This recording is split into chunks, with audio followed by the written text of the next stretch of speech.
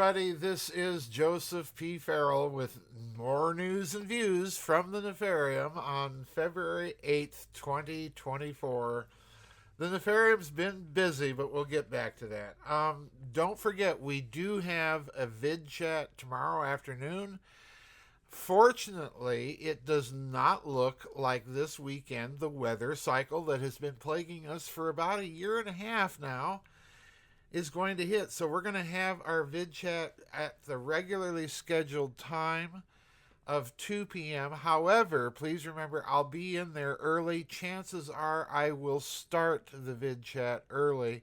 I know a lot of you out there like to do the vid chat and then go eat dinner and then pop into Dark Journalist to listen to him, and frankly, I do too.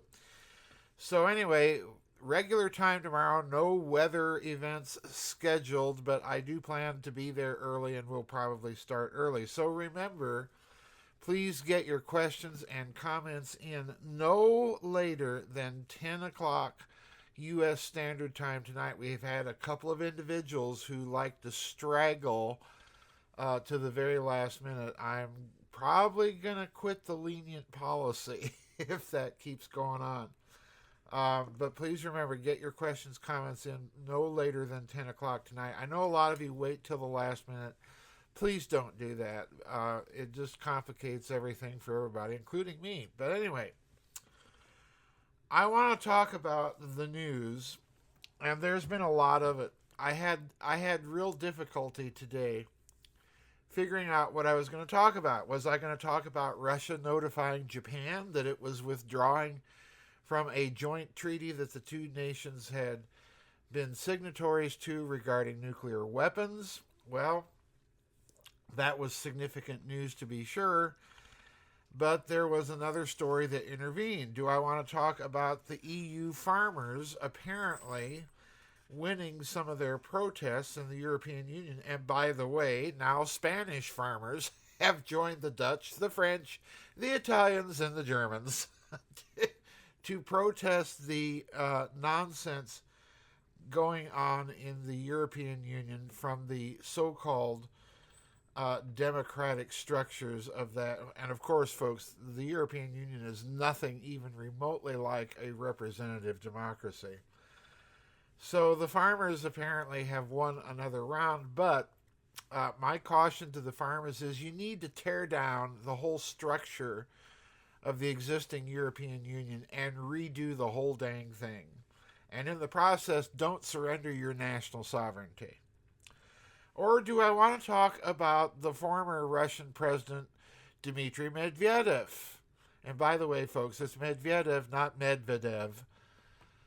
Do I want to talk about Dmitry Medvedev, current deputy chairman of the Russian Federation Security Council, and his recent comments questioning just who in the United States really has charge of America's nuclear codes? Now, he's raised this issue before. He just did it again because I think the Russians are openly saying what everybody over here is thinking. Would you trust the nuclear weapons to this morally bankrupt, senescent, senile, grifting, treasonous? I mean, what adjective do we lack to describe this hideous man? We could talk about all that, but I decided not to. There's another story out there that as the United States has been debating, the American Congress has been debating how much more aid do we need to send to the Ukraine and to Israel before we can protect our own borders. And of course, you all know the story by now that the deal brokered by Oklahoma Senator James Langford with the Democrats to send some more money to the Ukraine and to Israel in return for a bunch of so-called tighter measures, which are absolutely not at all tighter measures regarding the border.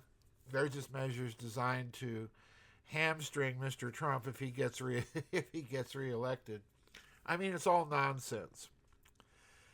But there's another story that is out right now as this whole border bill fiasco has exploded in the faces of the people who tried to broker it. I'm linking two articles. This first one is called Weapons Sent to Kiev Found in Possession of Mexican Cartels. This is very short. I'm going to read the whole thing. But I want to point out that this article is under question from some of the commentators as to whether or not it's even true. Now, I leave it up to you to go do your research. I personally and frankly think that there's an element of truth in it because we've heard the stories about these weapons that have been shipped to the Ukraine turning up all over the place. And we're going to get to the second article, which has been confirmed, but this article mentions the very same thing. So, weapons sent to Kiev found in possession of Mexican cartels. This was datelined just 2 days ago. And here's the whole article. Quote, according to an unknown official, the weapons sent to Kiev have been found in the possession of Mexican cartels and Hamas. A law enforcement official, and we're not even told what country it is. America, Mexico, the Ukraine, Palestinian Authority, Israel, who? A law enforcement official informed TASS that some of the weaponry that Western nations have been supplying to the Ukraine has been found in the hands of armed organizations from the Middle East and Mexican drug cartels. Quote, the weapons that are being provided to the Ukrainian armed forces have already been found in the possession of Mexican cartels and the radical Palestinian movement Hamas, unquote, he said. The Ukraine war, listen to this one, the Ukraine war revolves around Germany, with the war serving as Washington's weapon of choice to sabotage Nord Stream and create divisions between Germany and Russia via the Ukraine. So in other words, everything else that we know about the Ukrainian war, the money laundering, the bioweapons labs, the GMO licenses, and so on and so forth, you can add the motivation that the other alternative purpose for this crazy war is to prevent any sort of Russo-German rapprochement and potential military or economic alliance. And of course, that would be quite a powerhouse. German industry and Russian resources, yeah, that's that's something that you want to prevent, but you don't do so by blowing up their pipelines. According to the unnamed official, the West's level of mistrust in Kiev rose significantly after reports on such wayward weapons began appearing. Quote, Western countries have now increased anti-corruption controls related to weapons supplies, unquote, he added. And that's the whole story. And you'll note when you read the story that there are a couple of commentators below that say that the story's fake. Well, I have my misgivings. Which brings us to the second story, and I want you to listen to this one very carefully. This appeared just yesterday. The story is by an Adam Andrzejewski, and the title of the article is Waste of the Day. Over $1 billion worth in weapons missing in the Ukraine. So here's my excerpts from this article. Quote, the Department of Defense is supposed to use special enhanced end-use monitoring techniques to safeguard key weapons such as smaller high-tech weaponry provided to the Ukraine, which are likely targets for theft or oligarchical resale to fatten the bank accounts of Zelensky and company, maybe? Huh? The audit says these monitoring procedures are not properly being followed in the Ukraine due to staffing shortages, poor internal logistics, and more. And under the and more category, folks, you can bet your bottom dollar we're including corruption, smuggling, graft, and all of that. The audit says these monitoring procedures are not properly being followed in the Ukraine due to staff shortages, poor internal logistics, and more. The audit found that $1 billion of the $1.7 billion, or 59%, in enhanced end-use monitoring designated weapons provided to the Ukraine as of June 2023 are delinquent, meaning they can't be accounted for in inventory reports. Maybe the weapons are being used properly. Maybe they've been stolen by Russian forces. No one can be completely sure. Or maybe they've been stolen by Ukrainian oligarchs. Maybe even Zelensky himself. Who knows?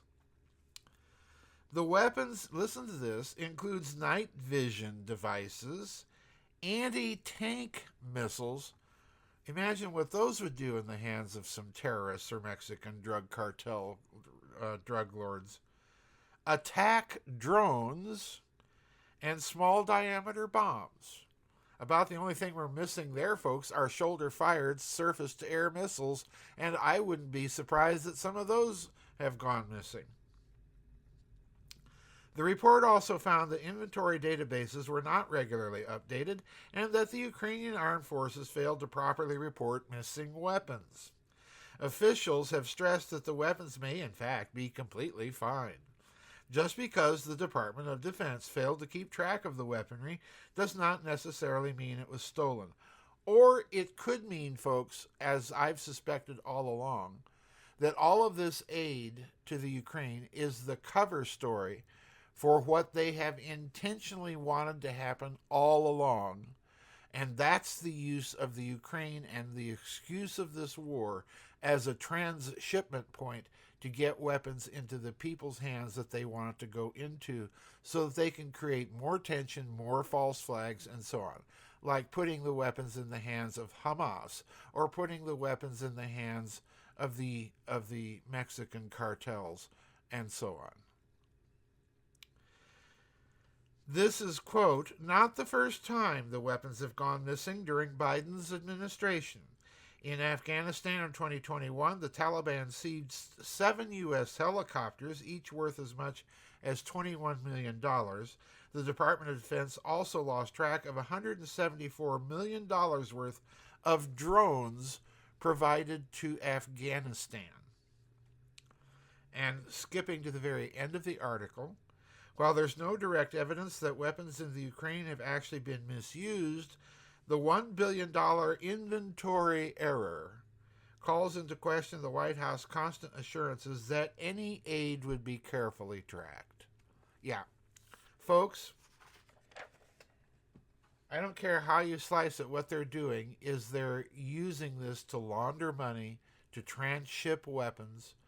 None of this appears to me to be ultimately about the Ukraine or checking Russia. It's transshipment and getting rich off of the transshipment, by the way, because they're going to take their own cut at all points along the way. And, of course, they're going to pocket all the rich profits for themselves. So, as far as I'm concerned, no more aid to the Ukraine. We shouldn't have started this whole thing in the first place back in the Maidan coup in 2014. It has been a disaster. We are ruining our relationships with our allies and our status in the world. No more. None. Zero zilch. If we cannot secure the borders of this country and our own people and our own citizens and their futures, then we have no business trying to defend anybody else. So that's our news and views for the day. There, I think now is clear prima facie indication that the Ukrainian war has been an excuse to transship weapons, launder money, and accomplish all sorts of other objectives other than helping the Ukraine, quote unquote, defend democracy, unquote. All right, that'll do it for today's news and views. Don't forget, get your comments and questions in early by 10 o'clock tonight for the vid chat tomorrow. The vid chat will be at the regular time, although, remember, I'm going to show up early and chances are we'll start early. Anyway, that's it for today's news and views, folks. We'll see you on the flip side. Bye-bye, and God bless.